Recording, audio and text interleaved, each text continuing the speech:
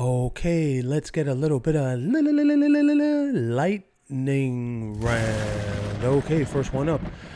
Of course, the client is crying again about his security. What's that, like 87 times this year alone that he's cried about his security? And this time it's inadequate, inappropriate, and ineffective. Blah.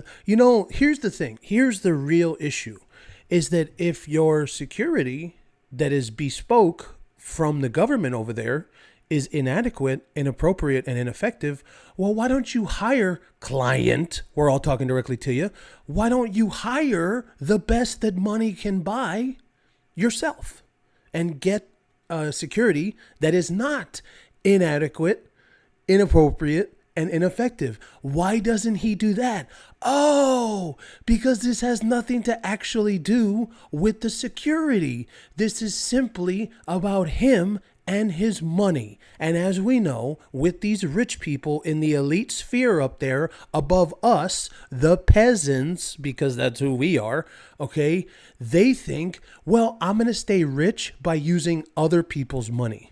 So Harry could easily get security that's adequate, appropriate, and effective. But he wants the British taxpayer to pay for it. And essentially any taxpayer in any country to pay for it. Because he's a douchebag. All right, next one. Harry leading a pointless existence overshadowed by Meghan Markle. What, man? Is that not true? I think that this is something especially we've seen with this whole thing he's doing now where he supports her business and he supports everything she's doing. And then earlier this morning, we talked about how he is now even more because people are hating her and giving her criticism. He's going to be even more protective of her. Okay, man. Well, then essentially, Harry, what that means is that he's her bitch. That's what it means. He's her pet. He's her guard dog.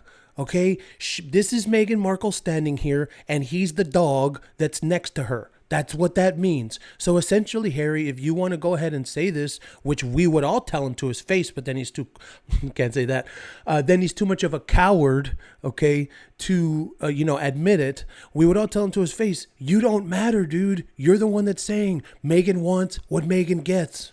So this man, of course, he's living a pointless existence. All right, last one. Meghan Markle played a role in the clients leaving the charity. His loss of interest has totally killed the spirit. Now, this is from Sentabali, of course.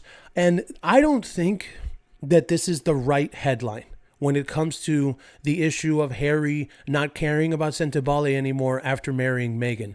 I truly believe, especially because of what we've just heard in the last week or so, week and a half, that this guy is really, really behind her. He's really, really into everything she's doing still, even after a friggin' divorce book was being floated around, right? He's really, really her pet. So no, it's not that he lost interest. It's that Meghan didn't care. Okay, because let's look at these two things. I said this the other day. Let's look at Invictus. Why does Meghan kind of care?